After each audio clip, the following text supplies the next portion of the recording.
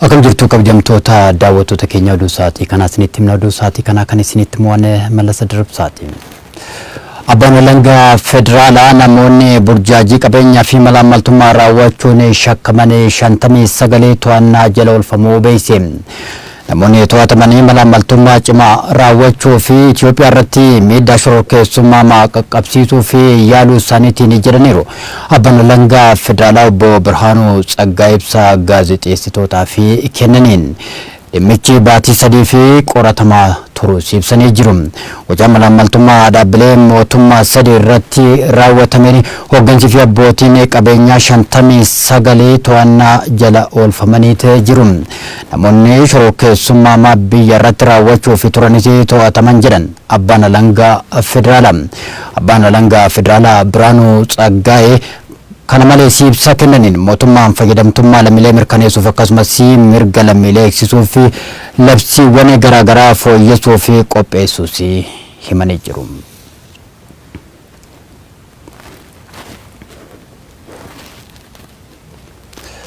Naannoleen Itoophiyaa gama bahaa haala nageenya naannawa isaanii irratti magaalaa Dirree Dhawaatti mari'atanii marii kana irratti pirezidaantiin naannoo Oromiyaa Lammaa Magarsaa, kan naannoo Somaalee Mustafaa Omar, kan naannoo Hararii Ordiin Badrii, ministeerri Nagaadee Mufariyaat Kaamil, Shumini Tamaajorii raayyaa ittisa biyyaa Sa'aaraa Makonnin, kantiibaa magaalaa Dirree Dhawaa fi aangawoonni biroon argamanii jiru. Marichi haala nageenya naannichaa irratti akka xiyyeeffate ibsamee jira. Godina Harargee Bahaa aanaa Baabbilee naannawa Dareera Arbaatti lammiileen gama qe'ee fi qabeenya isaaniitti deebi'anii qubatanii hanqina bishaan dhugaatii cimaa fi saaxilamnee rakkachaa jirra jedhanii mootummaan xiyyeeffannaa akka kennuuf gaafatanii jiru. Udii Musaa Dabalasaa qindeesseera.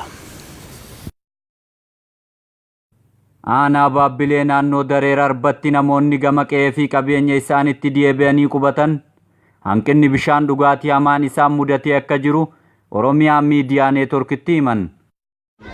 Bishaan wayirra rakkoo hammaataa haalaan qabna. Hono akkuma isin agartan kana hankalee galgala jala dhaabbatan malee waraabbanne kanuma jala taa'aa jechuudha. Namni akka jirutti bishaan kana hankalee galgala eega taranyaa seeni biidoon taranyaa bultee ilaan gammaa taranyaa jirtu. Amma kana namni dhiqachuu dhiise killallu weelkalee dhiqachuu dhiise maaliif garatti hin argan nama gurraacha lafaas waraabaniiti numaa xaliilchanii dhugaa jiru. Rakkoo bishaan dhugaatii kanaaf furmaata waaraan kennamuu akka qabus gaafataniiti jiran. Odoo bishaan boottee qofan ta'in mootummaan keenya nu bira dhaabbatee waan nuti nageenya filannee araddaan Dareera Arbaa daangaa irratti waan qiyaasa hin qabne wareegama dheeraa itti kafallee wareegama tuulaa itti kafallee jechuudha. Kanaafuu bishaan lagaa akka nu baaftan barbaanna. Naannoo shan olluma keenya kana keessaa asuma aradduma Dareera Arbaa keessaa asirraa baasanii oboshaa oofuu jiran. Kanaafuu mootummaan naannoo Oromiyaa mootummaaf danda'e tokko Hagomma kana abbaan kiyyaas osoo nama rakkuma bishaanii kana ibsu du'e abbaan kiyyaas. Amata hanga jiru sana abbaan kiyyaas osoo nama rakkuma bishaanii kanaaf du'e anis akkasumatti nama umrii waggaa 30 ejje. Bishaan kana mootummaa araddaa kana amata shammoo kanaan bulche gaafachaa tamaan jira. Hangoo bonaa kana wanni jee haan kanama haroo duune. Haroo ifumaaf qotanne. Kanaafuu rakkoon kun Oromiyaan rakkoo keenya kana bishaan tattamaan osoo asirra jiru nuu baasu qaba. Dhimmi bishaan dhugaatii dhimma lubbuudhaa akka ta'es himaniiti jiran. Korri biyyaalessaa sirna federaalawaa nagaa walitti bu'insaa fi buqqaatii lammiilee ijoo godhate yuunivarsiitii Wallaggaa Mooraa Gimbiitti taa'ame. Korri hayyoonni yuunivarsiitiiwwan garaagaraa irratti hirmaatan kun gaagama biyyattii bakkeewwan garaagaraatti mul'atu irrattis xiyyeeffatee jira. Sirna federaalawaa sabdanummaa irratti bu'uureffame irrattis akka xiyyeeffatee ibsamee jira. Dhimmoonni ijaarsa biyyaa ce'umsa amma biyyattiitti jirtuu fi qormaatawwan mul'atan ajandaawwan kora kanaati. Abiraam Birrootu gabaase.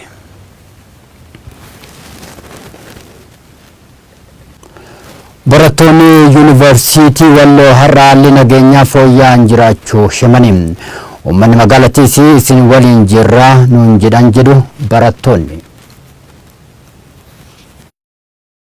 Egaa haalli jiru araaraan booda nuti sa'aatii 9 gallee hanga sa'a 11tti galmatti wal geenyee waan jaarsoliin biyyaa nuun jedhanis fudhannee kan bakka bulchaan magaalaa dafees irratti hirmaate. Innis illee ijoollee abbaa gadaa jalaa dhuftanis jaarsolii biyyaa warra dhageessanii bartanii waan ta'eef nu dhagaa jedhee jennaan isas illee isaanis dhageenye kabajneeni dhiifama jala taqabballee gallee baaneen gara kaaffee seennee jarri booda sana booda ofiin galanii turani. Jarri barattoonni Amaaraa sana booddee jarri waan gimmaashiin walii galanii gimmaashiin immoo waliin galiin ba'anii. Sanarratti federaalli eenyu keessa natu fudhata nageenya keessa sadii faadhaatu itti gaafatama jedheen hiyyuu isaatu ofitti nu fudhatee federaalaan yuunivarsiitiinis federaalaan waan buluuf harka keenya jala jira. Waan tokkollee rakkina keessaniif anatu itti gaafatama jedhee nu fudhatee hanga sa'a shaniitti nu marsee ture. Sana booddee doormiinis takatta'amee waan illee meeshaan adda addaas keessaa erga bahee booddee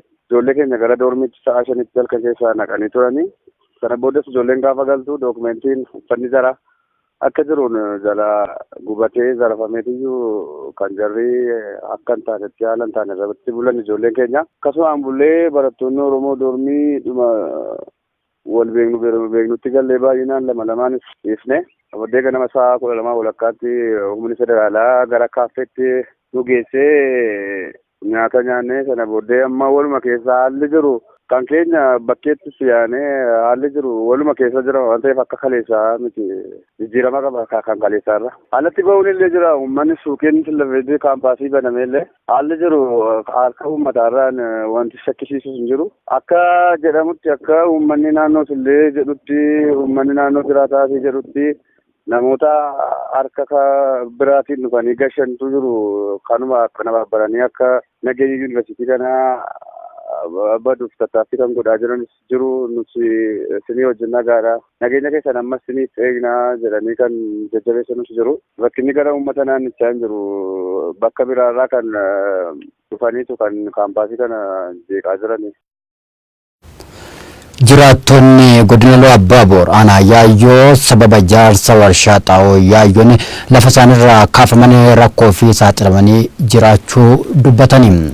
Adeemsi dhaabbanni Meetek qonnaan bultoota kanneen fi beenyaa itti kafalee rakkoo qabaachuu fi namoota lafa sanarraa buqqaafamanii itti fufiinsaan qubsiisuu fi hojiin hojjetamee jiraachuu dhabuun madda rakkooti jedhu. Beenyaan dura kafalamee irra deebiin ilaalamee sirreeffamni akka taasifamu murtaa'us hanga yonaatti wanti harka isaanii ga'ee jiraachuu dhabuunis madda komii isaanii ijoodha. Korporeeshiniin indaastirii keemikaalaa gama isaatiin rakkoo beenyaa walqabatu yeroo gabaabaatti furuu fi hojjetaa jira jedhe yuun gidaa guutuu gabaasa kana qindeesseera.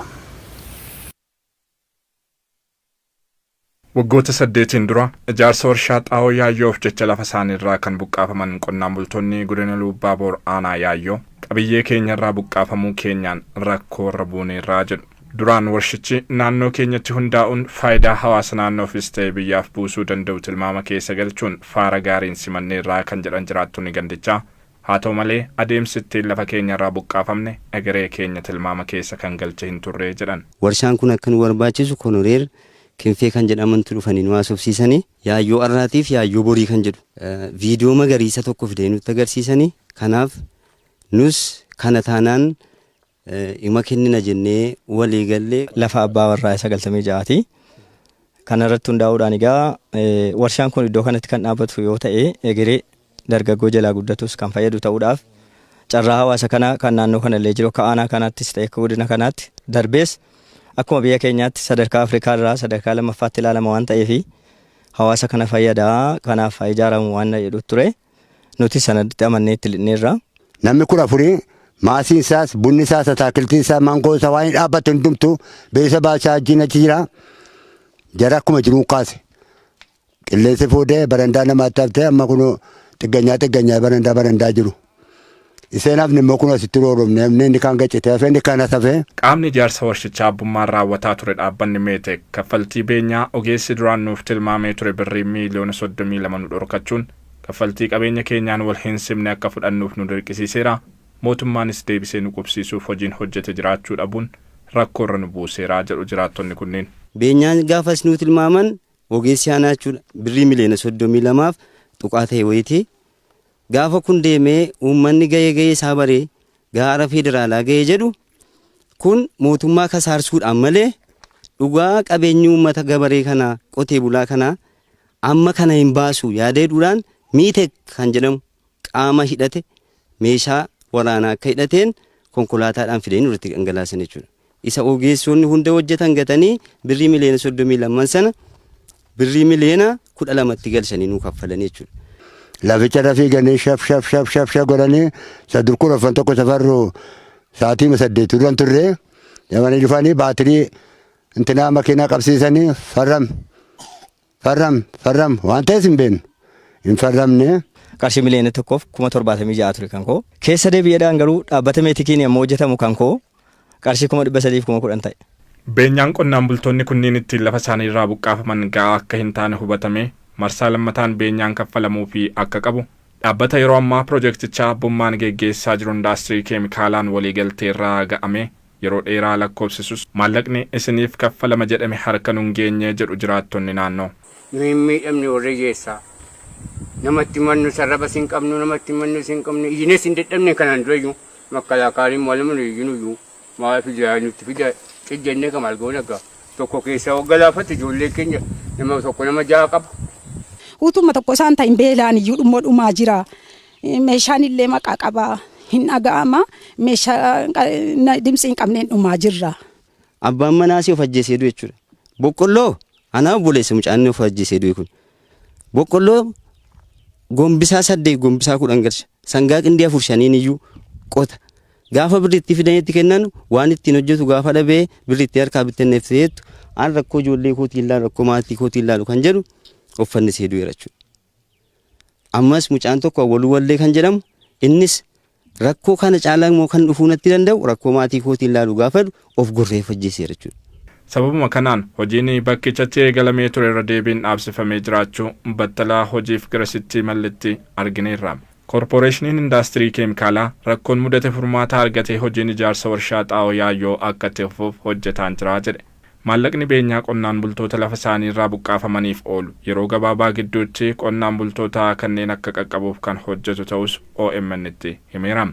Ijaarsi warshaa xaa'oo yaayyoo lafa square meetirii 54 irratti geggeeffamaa ture hammam ijaarsi isaa bara 2006tti xumuramee waggaatti xaa'oo toonii 300 akka oomishuuf abdatamus hanga yoonaa rarra'ee hafeera. Qulqullina ijaarsaatiinis kan hamatamu yaayyoon ijaarsi isaa yoo itti fufeef xumuramee tajaajila eegaluufis waggoota dabalataa isa barbaachisa. Dhaabbanni Meetek piroojeekticha abbummaan geggeessaa ture harkifannaa fi malaammaltummaa piroojeektichaan wal qabatee raawwatameef sababa ijoo ta'uun yaa'ii mana maree bakka buutota uummataa biyyattii irratti illee dhimma ibsamaa turedha. Yaa'in hundeessitoota waldaa aksiyoona biiftuu baha Oromiyaa Harargee magaalaa Wadaayitti taa'ame. Kaayyoon konferansii kanaatis dargaggoota wareegama qaalii kafaluun jijjiirama biyyattii keessatti dhufe keessa qooda olaanaa qaban gurmeessuun dinagdeen akka ciman taasisuudha jedhamee jira. Udi Musaa dabalata qaba. Harargee baha magaalaa Wadaayitti yaa'in hundeessitoota waldaa aksiyoona biiftuu baha Oromiyaa adeemsifameeti jira. Kaayyoon waldichaatis dargaggootaaf carraa hojii uumuudhaan rakkoo hawaas dinagdee gama maraan furuu akka ta'e himaniiti jiru. Jijjiiramni kuni yoonii fi bilisummaan dhufte kun qabeenyaan hin deeggaramin qabeenyi biran jiraatin nama qullaa deemu san taanaa jechuu nama gubbaan uffatee jalaan qullaadha. Kanaaf jecha waan nuti sossoohina godhuu qabnurraa uummanni keenya waan kanarratti wal amanee waliin ta'uudhaan wal deeggaruudhaan osoonii fi hojii xiqqoodhaa fi guddoon tanarraan jenne jalarraa kaafne ilaa gubbaadhaatti hojii namni ni hojjeta jaan addunyaa irratti hojjechuudhaaf jechuu kaayoon teenya kanarratti waliif gallaa miti. Ilaal xiqqoorraa kaafne faabrikaarraa kaafne ilaa xayyaararraan ilaa markabatti kana hundaa ni goone jennee jechuu abdiin keenya. Konferansii kanarrattis iccitiin biyyoota dinagdeen badhaadhanii ijaaramu waan ta'eef uummanni Oromoo gama hundaan if ijaaruu akka qabu dhaamaniiti jiran. Hawaasa ijaarameetu badhaadhuu danda'a. Hawaasa ijaarameetu hiyyummaa keessaa ba'uu danda'a. Hawaasa ijaarameetu mirga isaa gaafachuu danda'a. Hawaasa ijaarameetu sirna dimokiraasii fiduu danda'a. Hawaasa ijaarameetu diinagdeedhaan badhaadhuu danda'a. Yoo ijaaramne malee yoo kophaa deemne faayidaa takka illee hin qabu. Uummanni dinagdeedhaan if ijaaruu akka qabus dhaamaniiti jiru. Egaan daawwattoota keenya oduun sa'aatii kanaaf qabannee dhiyaanne kan hanga ammaatti daawwattanii qophiilee Oromiyaa Miidiyaa Neetwork waliin turtii gaarii isiniif haa ta'u.